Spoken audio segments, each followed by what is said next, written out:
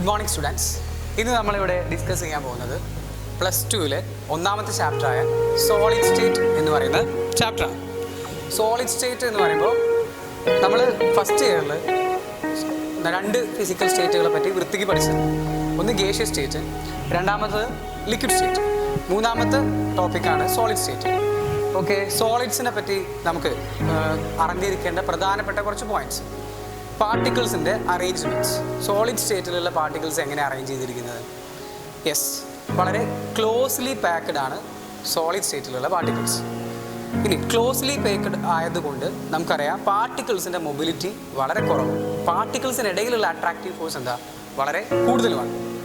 Okay, then അടുത്ത കാര്യം, ഈ സോളിഡ് പാർട്ടിക്കിൾസ്, സോളിഡ് സബ്സ്റ്റൻസിനെല്ലാം വെൽ ഡിഫൈൻഡ് ഷേപ്പാണുള്ളത്.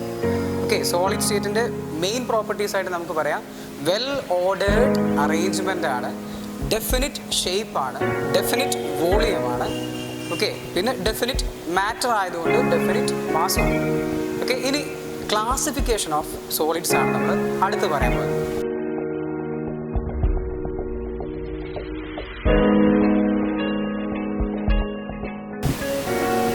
സോളിഡ്സിനെ രണ്ടായി ക്ലാസിഫൈ ചെയ്യാമെന്ന് നമ്മൾ പറഞ്ഞു. അതിനകത്ത് ഒന്നാമത്തെ കാറ്റഗറിയാണ് ക്രിസ്റ്റലൈൻ സോളിഡ്സ്. ക്രിസ്റ്റലൈൻ സോളിഡ്സ് നോക്കുന്ന സമയത്ത് അതിനകത്ത് നമുക്കൊരു എക്സാമ്പിൾ എടുക്കാം, ക്വാർട്സ് അല്ലെങ്കിൽ ഡയമണ്ട്. ഡയമണ്ടിനകത്ത് നമ്മൾ ചെറിയ ക്ലാസ്സിൽ ബ്ലോക്ക് എന്ന ചാപ്റ്ററിൽ പഠിച്ചിട്ടുണ്ട്. റെഗുലർ ടെട്രാഹെഡ്രൽ യൂണിറ്റ്സ് ആണ് ഇതിനകത്ത് ഡയമണ്ടുള്ളത്. ഇത് ഒന്ന് അഡ്ജസ്റ്റ് ചെയ്യണം. ഇതും യെല്ലോ കളറാകണം, എല്ലാം യെല്ലോ അല്ല, എല്ലാം ബ്ലാക്ക് കളർ ആയിരിക്കണം. ഇതിപ്പോൾ നിങ്ങൾക്കൊരു മോഡലിന് വേണ്ടി ഞാൻ കൊണ്ടുവന്നതാണ്. എല്ലാം ബ്ലാക്ക് കളറാണ് എന്തിനെ റെപ്രസെൻറ്റ് ചെയ്യുന്നത്? കാർബണിനെ റെപ്രസെൻറ്റ് ചെയ്യുന്നത്. ഓക്കെ, സോ ഇതൊരു ടെട്രാഹെഡ്രൽ യൂണിറ്റ് ആണ്. ഇങ്ങനെയുള്ള ഒരുപാട് ടെട്രാഹെഡ്രൽ യൂണിറ്റ് നല്ല വെൽ ഓർഡേർഡ് ആയിട്ട് അറേഞ്ച് ചെയ്യുന്നതാണ് എന്ത് സ്ട്രക്ചർ നമുക്ക് കിട്ടുന്നത്? ഡയമണ്ടിൻ്റെ കംപ്ലീറ്റ് സ്ട്രക്ചർ കിട്ടും. സോ ക്രിസ്റ്റലൈൻ സോളിഡ്സ് നമുക്ക് എന്ത് പറയാം? വെൽ ഓർഡേർഡ് അറേഞ്ച്മെൻ്റ് ആയിരിക്കും. ഇനി ആ ഓർഡർ എന്തായിരിക്കും? ഒരു ലോങ് റേഞ്ച് ഓർഡർ ആയിരിക്കും. ഇങ്ങനെ ലോങ് റേഞ്ച് ഓർഡർ ആയതുകൊണ്ട് തന്നെ ക്രിസ്റ്റലൈൻ സോളിഡ്സിന് ഷാർപ്പ് പോയിന്റ് ആയിരിക്കും. കൂടാതെ നല്ല ഒരു വെൽ ഡിഫൈൻഡ് ഷേപ്പും ക്രിസ്റ്റലൈൻ സോളിഡ്സിന് ഉണ്ടായിരിക്കും. ഇനി അടുത്തത് വളരെ ഇമ്പോർട്ടൻ്റ് ആയിട്ട് ചോദിക്കുന്ന ഒരു കാര്യമാണ്, ആരാണ്? അതായത് രണ്ട് തരം സോളിഡ്സ് ആണ്, ക്രിസ്റ്റലൈൻ സോളിഡ്സ് ഉണ്ട്, അമോർഫസ് സോളിഡ്സ് ഉണ്ട്. ഇതിനകത്ത് അനൈസോട്രോപിക് സോളിഡ്സ് എന്ന് പറയുന്നത് ആരാണ്? ഐസോട്രോപിക് സോളിഡ്സ് എന്ന് പറയുന്നത് ആരാണ്? ഓക്കെ, അപ്പോൾ അനൈസോട്രോപിക് മനസ്സിലാക്കാൻ വേണ്ടി നമുക്ക് ഒരു സോളിഡ് സ്ട്രക്ചർ നമുക്കൊന്ന് റെപ്രസെൻറ്റ് ചെയ്യും. ശ്രദ്ധിക്കാൻ,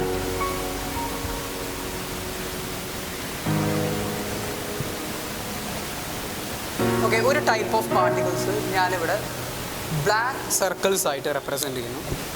മറ്റൊരു ടൈപ്പ് പാർട്ടിക്കിൾസിനെ ഞാൻ ഗ്രീൻ സർക്കിൾസുമായിട്ടും റെപ്രസെൻറ്റ് ചെയ്യും. ഇനി ഈ ഡയറക്ഷനിൽ നമ്മൾ നോക്കുകയാണെങ്കിൽ ബ്ലാക്ക് സർക്കിൾസ് മാത്രമാണ് നമ്മൾ കാണുന്നത്. ഇനി ഇങ്ങനൊരു ഡയറക്ഷനിൽ നോക്കുന്ന സമയത്ത് നമ്മൾ എന്താ കാണുന്നത്? ഒരു ബ്ലാക്ക് സർക്കിൾ, ഗ്രീൻ സർക്കിൾ, പിന്നെന്താ? വീണ്ടും ഒരു ബ്ലാക്ക് സർക്കിൾ. ഓക്കെ, ഈ സർക്കിൾസ് ആയി റെപ്രസെൻറ്റ് ചെയ്യുന്നത് പാർട്ടിക്കിൾസ്. സോ ബ്ലാക്ക് പാർട്ടിക്കിൾസ് ഉണ്ട്, ഗ്രീൻ പാർട്ടിക്കിൾസ് ഉണ്ട്. ഈ ഡയറക്ഷനിൽ നോക്കുന്ന സമയത്ത് എന്തുമാത്രം നമ്മൾ കാണുന്നത്? ബ്ലാക്ക് കളേർഡ് പാർട്ടിക്കിൾസ് മാത്രം. എന്നാൽ ഇങ്ങനൊരു ഡയറക്ഷനിൽ നോക്കുന്ന സമയത്ത് നമുക്ക് ആൾട്ടർനേറ്റ് ആയിട്ട് എന്തൊക്കെ കാണുന്നുണ്ട്? Black colour particles and green colour particles and black. Okay, so different arrangement exist in different direction. Okay, since different arrangement exist in different direction, their properties like refractive index, okay, is different in different direction. അതായത് different arrangement ആണ് different ഡയറക്ഷനിൽ കാണുന്നത്. അതുകൊണ്ട് അവരുടെ പ്രോപ്പർട്ടിയും different ഡയറക്ഷനിലായിരിക്കും ഉണ്ടായിരിക്കും. Properties different ആയിരിക്കും ഓരോ ഡയറക്ഷനിലും. അതുകൊണ്ട് നമ്മൾ പറയുന്ന പേര് അനൈസോട്രോപിക്.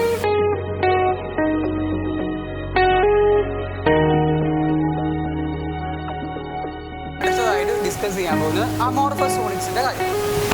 ക്രിസ്റ്റലൈനിൽ നമ്മൾ പറഞ്ഞു വെൽ ഓർഡേർഡ് അറേഞ്ച്മെൻ്റ് ആണെന്ന് പറഞ്ഞു. എന്നാൽ അമോർഫസിൽ എന്താ? റാൻഡം ഓർഡേർഡ് അറേഞ്ച്മെൻ്റ് ആണ് കാണുന്നത്. ഇനി ആ ഓർഡർ തന്നെ ഷോർട്ട് റേഞ്ചിലെ എക്സിസ്റ്റ് ചെയ്യുന്നുള്ളൂ. ഒരു long range arrangement of particles എന്തിനകത്തില്ല? അമോർഫസ് സോളിഡ്സിനകത്തില്ല. അങ്ങനെ ആയതുകൊണ്ട് തന്നെ അതിന് ഷാർപ്പ് മെൽറ്റിംഗ് പോയിന്റ് അല്ല കുട്ടികളെ, അതിനെന്താ ഒരു റേഞ്ച് ഓഫ് ടെമ്പറേച്ചറിലാണ് ഇങ്ങനെയുള്ള അമോർഫസ് സോളിഡ്സിന്റെ മെൽറ്റിംഗ് പോയിന്റ് കാണപ്പെടുന്നത്. എക്സാമ്പിൾസ് ആണ് നമ്മുടെ പ്ലാസ്റ്റിക്സ്, ഗ്ലാസ് എല്ലാം. ഇനി ഇവരുടെ ഈ ഒരു അറേഞ്ച്മെന്റ് ഓഫ് പാർട്ടിക്കിൾസ് എന്ന് പറഞ്ഞാൽ exactly similar to the arrangement of particles in liquid state. അതുകൊണ്ട് തന്നെ അമോർഫസ് സോളിഡ്സിനെ വിളിക്കുന്ന മറ്റൊരു പേരാണ് സൂപ്പർ കൂൾഡ് ലിക്വിഡ്സ്. അപ്പോൾ എന്തുകൊണ്ടാണ് അമോർഫസ് സോളിഡ്സിനെ സൂപ്പർ കൂൾഡ് ലിക്വിഡ്സ് എന്ന് വിളിക്കാൻ കാരണം? Because the arrangement of particles in amorphous solids is exactly similar to arrangement of particles in liquid state. Okay, ഇനി അടുത്തത് തൊട്ട് മുമ്പേ നമ്മൾ കണ്ടു ഡിഫറെൻറ്റ് ഡയറക്ഷനിൽ ഡിഫറെൻറ്റ് അറേഞ്ച്മെൻ്റ് ആണ്. എന്നാൽ ഇവിടെ ഒരു ഓർഡർ തന്നെയില്ല. ഒരു ഓർഡർ ഇല്ലാത്ത കേസിൽ അമോർഫസ് സോളിഡ്സിൻ്റെ കേസ് എടുത്ത് നോക്കുകയാണെങ്കിൽ എല്ലാ ഡയറക്ഷനിലും നമുക്ക് എന്ത് കാണാൻ പറ്റുള്ളൂ? ഡിസോർഡർ മാത്രം. ഓക്കെ, അങ്ങനെ എല്ലാ ഡയറക്ഷനിലും ഡിസോർഡർ ആണെന്നുണ്ടെങ്കിൽ പ്രോപ്പർട്ടീസിൽ മാറ്റം ഉണ്ടാകുമോ? ഇല്ല. എല്ലാ ഡയറക്ഷനിലും റിഫ്രാക്റ്റീവ് ഇൻഡെക്സ് ആകട്ടെ ഇതെല്ലാം ഒരേപോലെ ഇരിക്കും. അതുകൊണ്ട് അമോർഫസ് സോളിഡ്സിന് നമ്മൾ വിളിക്കുന്ന പേരാണത് ഐസോട്രോപിക് സോളിഡ്സ് എന്ന് വിളിക്കും. മാറിപ്പോകരുത്. ക്രിസ്റ്റലൈൻ ആണെങ്കിൽ അനൈസോട്രോപിക് ആണ്, അമോർഫസ് ആണെങ്കിൽ ഐസോട്രോപിക് ആണ്. എക്സാമ്പിൾസ് വരുന്നത് ക്വാർട്സ് ഗ്ലാസ്, അവിടെ ക്വാർട്സ് ആണ് എക്സാമ്പിൾ. ഇവിടെ ക്വാർട്സ് ഗ്ലാസ്, നോർമൽ ഗ്ലാസ്, ഇതെല്ലാം പ്ലാസ്റ്റിക്സ്, ഇതെല്ലാം എന്തിനകത്ത് എക്സാമ്പിൾ? അമോർഫസ് സോളിഡ്സിന് അകത്ത് എക്സാമ്പിൾ ആയിട്ട് വരും.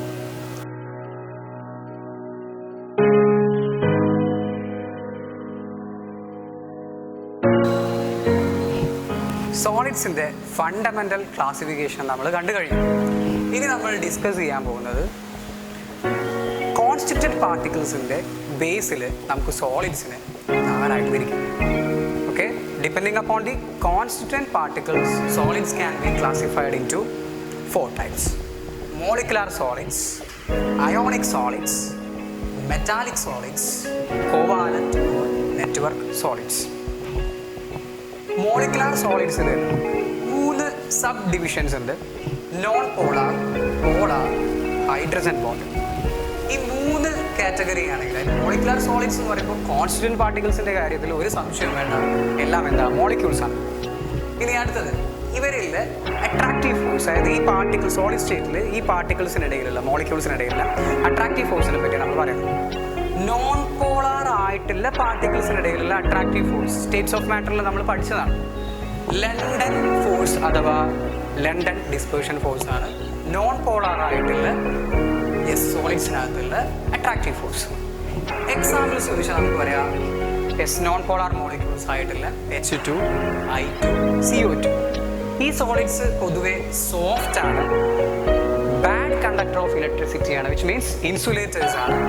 ഇനി അവരുടെ മെൽറ്റിംഗ് പോയിന്റ് നോക്കുകയാണെന്നുണ്ടെങ്കിൽ വളരെ വളരെ കുറവാണ്. ഓക്കെ, ഇനി അടുത്തത് നമ്മൾ ഡിസ്കസ് ചെയ്യാൻ പോകുന്നത് എന്താണ്? രണ്ടാമത്തെ ടൈപ്പ് ഓഫ് മോളിക്കുലാർ സോളിഡ്സ് ആണ് പോളാർ മോളിക്കുലാർ സോളിഡ്സ്. പോളാർ എന്ന് പറയുമ്പോൾ തന്നെ അവിടെ മോളിക്യൂൾസ് ആണ് constant particles. Attractive force, polar മോളിക്യൂൾസിന് ഇടയിലുള്ള attractive force. Just for an example HCl molecule എടുക്കും. HCl മോളിക്യൂളിന് ഇടയിലുള്ള അട്രാക്റ്റീവ് ഫോഴ്സ് എന്താണ്? Dipole dipole interaction. അടുത്തൊരു എക്സാമ്പിൾ പറയാം SO2. ഒരു കുട്ടിയെ നോക്കി കാണുകയാണ്, CO2 SO2 കണ്ടാൽ ഒരുപോലെ ഉണ്ടല്ലോ, ഇവിടെ എന്തുകൊണ്ട് ലണ്ടൻ ഫോഴ്സ് ആയി, ഇവിടെ എന്തുകൊണ്ട് ഡൈപോൾ ഡൈപോൾ ഇൻട്രാക്ഷൻ ആയി? നമുക്കറിയാം, കെമിക്കൽ ബോണ്ടിങ്ങിൽ പഠിച്ചിട്ടുണ്ട് CO2 ലീനിയർ ആണ്, ഡൈപോൾ മൊമെന്റ് 0 ആണ്. എന്നാൽ SO2 ബെൻഡ് ആണ്, അതിനൊരു positive value of dipole moment ഉണ്ട്. ഡൈപോൾ മൊമെന്റ് ഉണ്ട് എന്നുണ്ടെങ്കിൽ ഡെഫിനറ്റ്ലി മോളിക്യൂൾ എന്തായിരിക്കും മക്കളെ? പോളാർ മോളിക്യൂൾ ആയിരിക്കും. So attractive force dipole dipole interaction. Examples already പറഞ്ഞു, HCl, SO2. ഇനി ഇവർ സോഫ്റ്റ് ആണ്, ഇവരും bad conductors of electricity, which means insulators ആണ്. ഇനി ലോ മെൽറ്റിംഗ് പോയിന്റ്. അടുത്ത കാറ്റഗറി ഹൈഡ്രജൻ ബോണ്ടഡ് സോളിഡ്സ് ആണ്. ഹൈഡ്രജൻ ബോണ്ടഡ് സോളിഡ്സിലും മോളിക്യൂൾസ് തന്നെയാണ് കോൺസ്റ്റിറ്റ്യൂന്റ് പാർട്ടിക്കിൾസ്. ഹൈഡ്രജൻ ബോണ്ടഡ് എന്ന് പറയുമ്പോൾ അവിടെ അട്രാക്റ്റീവ് ഫോഴ്സ് പറയേണ്ട കാര്യമില്ല. എന്താ? Hydrogen bond. എക്സാമ്പിൾ നമ്മൾ ഐസ് പറയും. ഓക്കെ, ദെൻ അടുത്തത് അതിൻ്റെ നേച്ചർ. ഐസിൻ്റെ നേച്ചർ സോഫ്റ്റ് ആണോ ഹാർഡ് ആണോ? എല്ലാവർക്കും അറിയാം ഐസ് ഹാർഡാണ്. അപ്പോൾ ഓർക്കണം, എല്ലാ മോളിക്കുലാർ സോളിഡ്സും സോഫ്റ്റ് ആണ്. എന്നാൽ ഹൈഡ്രജൻ ബോണ്ടഡ് ആയിട്ടുള്ള മോളിക്കുലാർ സോളിഡ്സ് മാത്രം എന്താണ്? ഹാർഡാണ്. ഇനി എല്ലാ മോളിക്കുലർ സോളിഡ്സും എന്താണ്? ഇൻസുലേറ്റേഴ്സ് ആണ്. അതിനകത്ത് നോൺ പോളാർ ആണെന്ന് വെരി ലോ മെൽറ്റിംഗ് പോയിന്റ് ആണ്. മറ്റ് രണ്ട് കാറ്റഗറി കമ്പാരിറ്റീവ്ലി കുറച്ച് മെൽറ്റിംഗ് പോയിന്റ് കൂടുതലാണ്. അടുത്ത ക്ലാസിഫിക്കേഷനിൽ വരുന്നത് രണ്ടാമത്തെ കാറ്റഗറി ഓഫ് സോളിഡ്സ് ആണ് അയോണിക് സോളിഡ്സ്.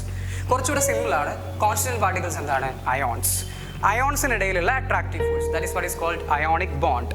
എക്സാമ്പിൾ വളരെ കോമൺ ആയിട്ടുള്ള നമ്മൾ NaCl പറയാം, MgO, zinc sulphide, okay, ZnS, ഇതെല്ലാം എന്തിന് എക്സാമ്പിൾ ആണ്? അയോണിക് സോളിഡ്സിന് എക്സാമ്പിൾസ്. ഇനി അയോണിക് സോളിഡ്സിന്റെ നേച്ചർ, അയോണിക് സോളിഡ്സ് അതായത് നമ്മുടെ ഉപ്പുകല്ലിൻ്റെ ഒക്കെ നേച്ചർ എന്താ? ഉപ്പുകല്ലൊക്കെ വളരെ ഹാർഡാണ്. എന്നാൽ ഈ ഉപ്പുകല്ലൊക്കെ എന്ത് ചെയ്യുന്നുണ്ട്? പെട്ടെന്ന് എന്താ? പൊട്ടുകയും ചെയ്യും. അതുകൊണ്ടാണ് നമ്മൾ പറയുന്നത് ഹാർഡാണ്. പിന്നെ എന്താണ്? ബ്രിട്ടിലാണ്. ഓക്കെ, ദെൻ അടുത്തത് ഇവരെ കണ്ടക്ടിവിറ്റി. ഉപ്പ് ഒരിക്കലും എന്തിനെ കണ്ടക്ട് ചെയ്യുന്നില്ല? ഇലക്ട്രിസിറ്റി കണ്ടക്ട് ചെയ്യുന്നില്ല. എന്നാൽ ഉപ്പ് വെള്ളം എന്ത് ചെയ്യും? ഇലക്ട്രിസിറ്റി കണ്ടക്ട് ചെയ്യും. ഇനി ഉരുകിയ ഉപ്പ് എന്ത് ചെയ്യും? ഇലക്ട്രിസിറ്റി കണ്ടക്ട് ചെയ്യും. അപ്പോൾ ഓർക്കുക, എല്ലാ അയോണിക് സോളിഡ്സും ഇൻസുലേറ്റേഴ്സ് ആണ്. നോർമൽ സ്റ്റേറ്റിൽ ഇൻസുലേറ്റേഴ്സ് ആണ്. എന്നാൽ അതിൻ്റെ അക്വസ് സൊല്യൂഷനിലും പിന്നെ മോൾട്ടൺ ഫേസിലും അവരെന്താണ്?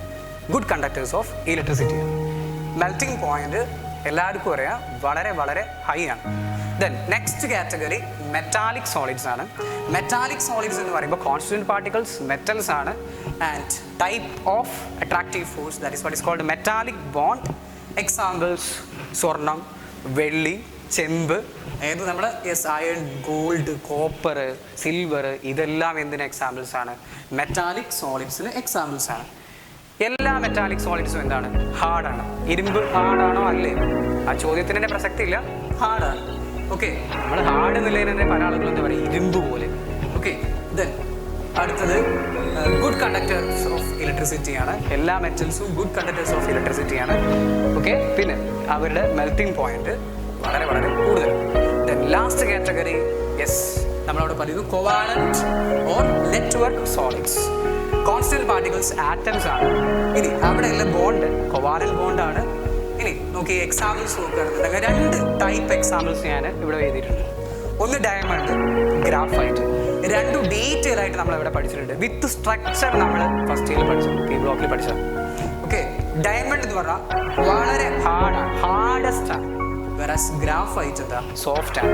ഓക്കെ, അപ്പോൾ കോവാലന്റിൽ രണ്ട് ടൈപ്പ് ഉണ്ട്. ഡയമണ്ട്, വേറെ എക്സാമ്പിൾ പറഞ്ഞാൽ ക്വാർട്സ്, കാർബൈഡ്സ്, ഇതൊക്കെ വളരെ ഹാർഡായിട്ടുള്ള സോളിഡ്സ് ആണ്. ഹാർഡായിട്ടുള്ള കോവാലന്റ് സോളിഡ്സ് ആണ്. ഇനി അവരുടെ സ്ട്രക്ചർ എങ്ങനെ? ഞാൻ നേരത്തെ നിങ്ങൾക്ക് കാണിച്ചു തന്നിരുന്നു, ഓർക്കുന്നുണ്ടാവും. ടെട്രാഹെഡ്രൽ, റെഗുലർ ടെട്രാഹെഡ്രൽ യൂണിറ്റ്സ് ആണ് എന്നാണ് പറയുന്നത്. ഓക്കെ, സോ അതുകൊണ്ട് വിളിക്കുന്ന പേരാണ് നെറ്റ്വർക്ക് സോളിഡ്സ് എന്ന് വിളിക്കുന്നു. ഇനി അടുത്തത് ഡയമണ്ട് ഇൻസുലേറ്റർ ആണ്. എന്നാൽ ഗ്രാഫൈറ്റ് എന്ന് പറയുന്ന സാധനം എന്താണ്? വളരെ സോഫ്റ്റ് ആയിട്ടുള്ള ഒരു കണ്ടക്ടർ ഓഫ് ഇലക്ട്രിസിറ്റിയാണ്. ഓക്കെ, ഇനി അടുത്തത് അവർ രണ്ടിൻ്റെയും മെൽറ്റിംഗ് പോയിന്റ് ആണ്. ഓക്കെ, ഡയമണ്ടിനാണെങ്കിലും ഗ്രാഫൈറ്റിനാണെങ്കിൽ മെൽറ്റിംഗ് പോയിന്റ് വളരെ കൂടുതലാണ്. ഗ്രാഫൈറ്റിന് മെൽറ്റിംഗ് പോയിന്റ് ആയതുകൊണ്ട് ഹൈ ടെമ്പറേച്ചറിൽ വർക്ക് ചെയ്യുന്ന എൻജിൻസിനെല്ലാം നമ്മളവിടെ ലൂബ്രിക്കൻ്റ് ആയിട്ട് യൂസ് ചെയ്യുന്നൊരു സാധനം കൂടിയാണ് അത് ഗ്രാഫൈറ്റ്. ഓക്കെ, സോ ഇത്രയാണ് കോൺസ്റ്റിറ്റ്യൂവൻറ്റ് പാർട്ടിക്കിൾസിൻ്റെ ബേസിലുള്ള classification. Okay, entrance point of view സ്ഥിരമായിട്ട് 1-2 ക്വസ്റ്റ്യൻസ് ചോദിക്കാം സോളിഡ് സ്റ്റേറ്റിൽ നിന്ന്. അതിലൊരു ക്വസ്റ്റ്യൻ ഈ റീജിയൻ ആകാം. ഓക്കെ, അപ്പോൾ വൃത്തിക്ക് ഇതുപോലെ ടേബിൾ ക്രിയേറ്റ് ചെയ്യുക, വീട്ടിൽ ഒട്ടിച്ചു വയ്ക്കുക, പഠിക്കുക. ഓക്കെ,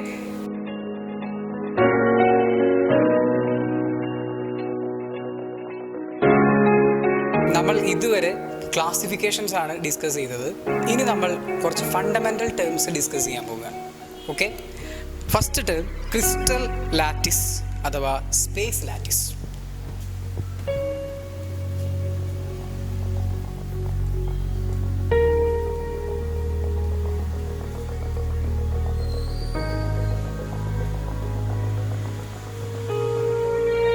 ഓക്കെ, ക്രിസ്റ്റൽ ലാറ്റിസ് എന്ന് പറയുമ്പോൾ വളരെ സിമ്പിൾ ആയിട്ടുള്ള ടേമാണ്. ഒരു സോളിഡ് സബ്സ്റ്റൻസിന് 3 ഡയമെൻഷണൽ സ്പേസിൽ അതിൻ്റെ പാർട്ടിക്കിൾസിൻ്റെ അറേഞ്ച്മെൻറ്റിനെ നമ്മൾ വിളിക്കുന്ന പേരാണ് crystal lattice or space lattice. Okay, so the arrangement of particles in 3-dimensional space, that is what is called crystal lattice or space lattice. ഇനി ഒരു പാർട്ടിക്കിൾ ഇരിക്കുന്ന സൈറ്റിനെ നമ്മൾ പറയുന്ന പേരാണ് lattice point. Okay, so the arrangement of particles at a 3-dimensional space, that is what is called the crystal lattice. and the point at which, or the site at which particles occupy, that is what is called lattice point. Okay, ഇനി നമ്മൾ discuss ചെയ്യാൻ പോകുന്ന അടുത്തൊരു ടേമാണ് unit cell.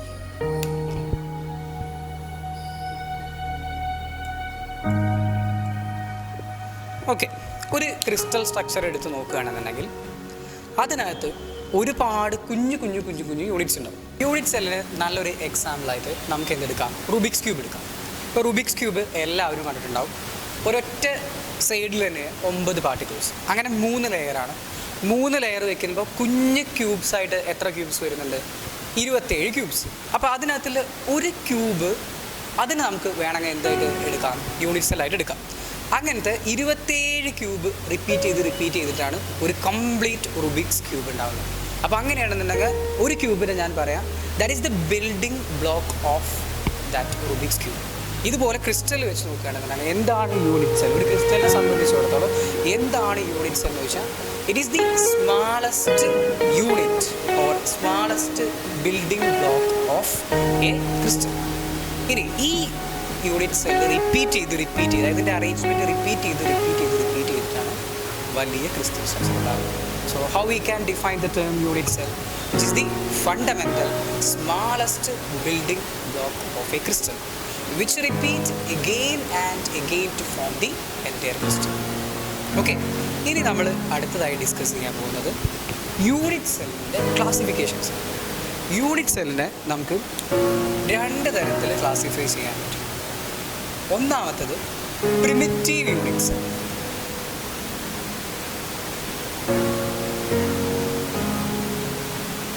രണ്ടാമത്തെ category centred unit cell.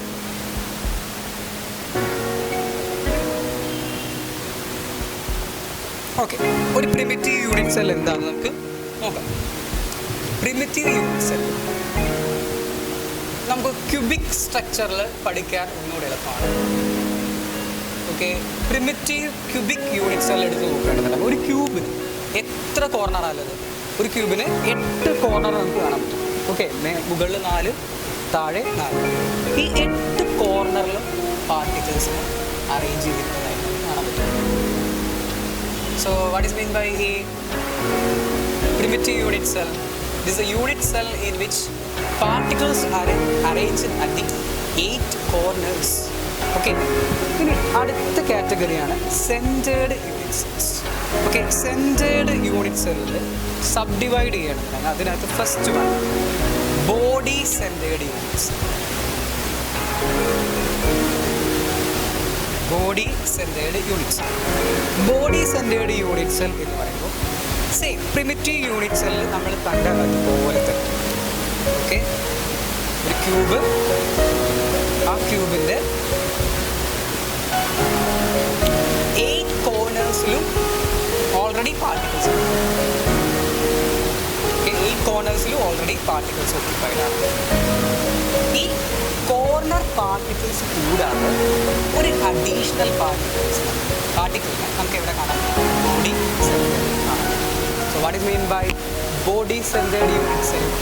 Okay, here in addition to the corner particles, one particle is occupied at the center. Okay, then next one, face centered unit cell. Face centered unit cell. Okay, here similar to the primitive one, particles are already occupied at the corners. Particles are already occupied at the corners.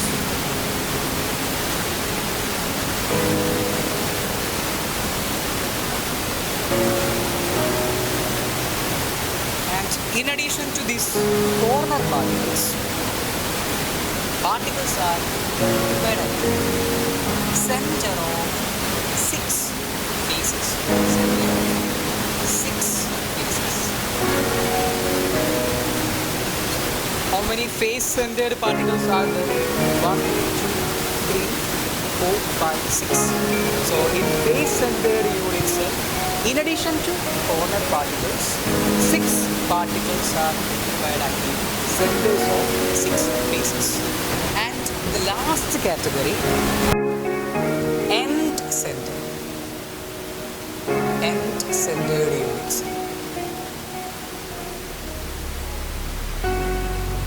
Here, as in the case of primitive unit cell, we already see particles are occupied at the corners. Here also corner particles are there. And in addition to these corner particles, particles are occupied at the centers of any two opposite faces. It's very, very important. Particles are occupied, in addition to these corner particles are occupied at centers of any two opposite faces. Okay, and these three types is enough for NCERT syllabus. For entrance point of view, we have to have an idea about what is edge center.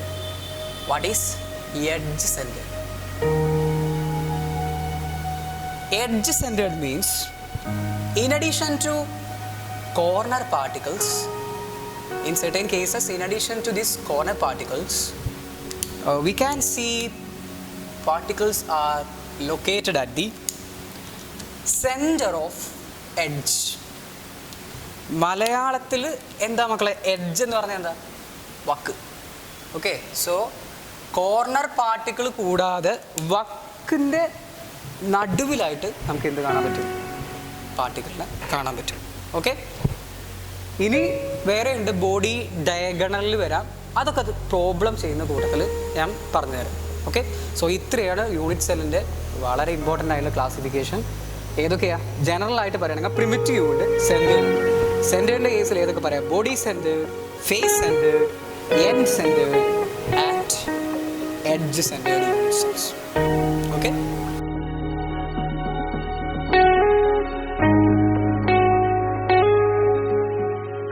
ഇനി നമ്മൾ discuss ചെയ്യാൻ പോകുന്നത് main topic ബ്രേവിയസ് lattices എന്ന് പറയും.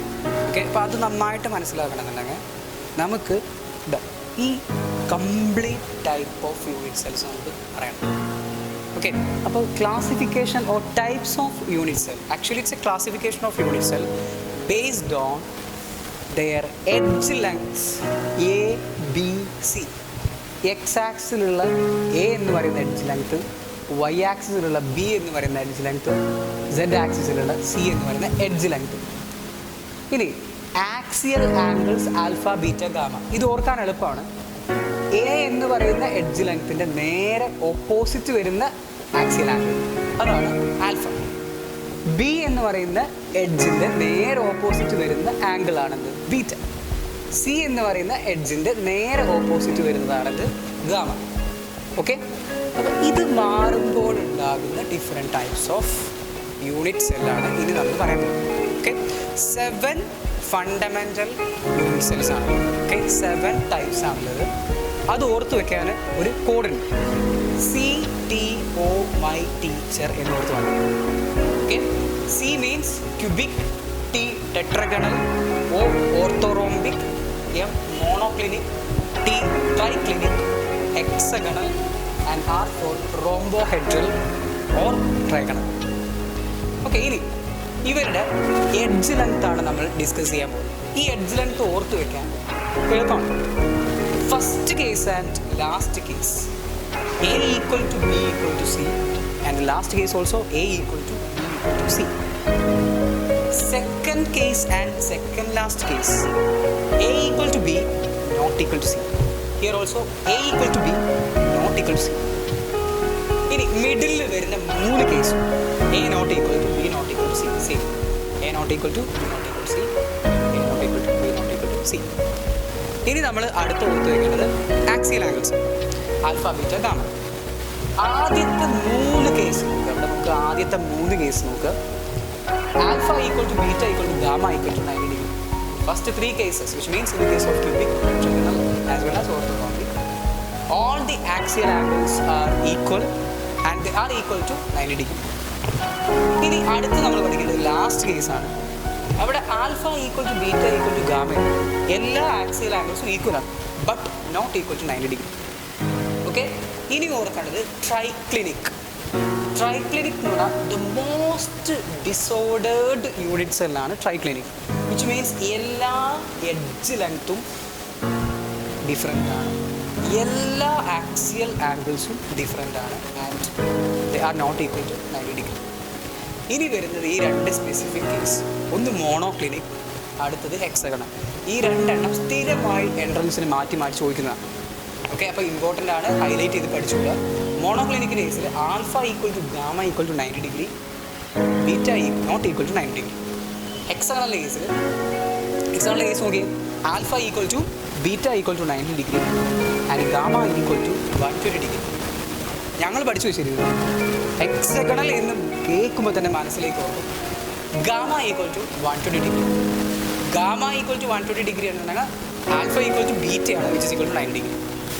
മറ്റേ case monoclinic ആണെന്നുണ്ടെങ്കിൽ അപ്പോൾ നമുക്ക് ഓട്ടോമാറ്റിക് ആയിട്ട് കിട്ടും ഇവിടെ ഗാമ ഈക്വൽ ടു 120 ആണെങ്കിൽ ഇവിടെ ബീറ്റ നോട്ട് ഈക്വൽ ടു 90 ഡിഗ്രിയാണ്, alpha equal to gamma equal to 90 degree. Okay, ഇനി എക്സാമ്പിൾസ് നിർബന്ധമായിട്ട് നിങ്ങൾ പഠിച്ചോളൂ. ഓക്കെ, ജസ്റ്റ് നമുക്ക് ഡിസ്കസ് ചെയ്യാം. First case NaCl, copper, then zinc blende, then SnO2, TiO2, copper sulphate അഥവാ വൈറ്റ് ആൻഡ് വൈറ്റിംഗ്. ഓക്കെ, അടുത്തത് ഓർത്തോറോംബിക്കിന് എക്സാമ്പിൾ നിർബന്ധമായിട്ട് അറിഞ്ഞിരിക്കേണ്ട ഒന്ന് റോംബിക് സൾഫേറ്റ്. ഓക്കെ, ഇത് കൂടാതെ KNO2, KNO3 ആൻഡ് BaSO4. അടുത്തത് മോണോക്ലിനിക് എക്സാമ്പിൾ മോണോക്ലിനിക് സൾഫർ, അതുകൂടാതെ sodium sulphate, hydrated sodium sulphate Na2SO4 10H2.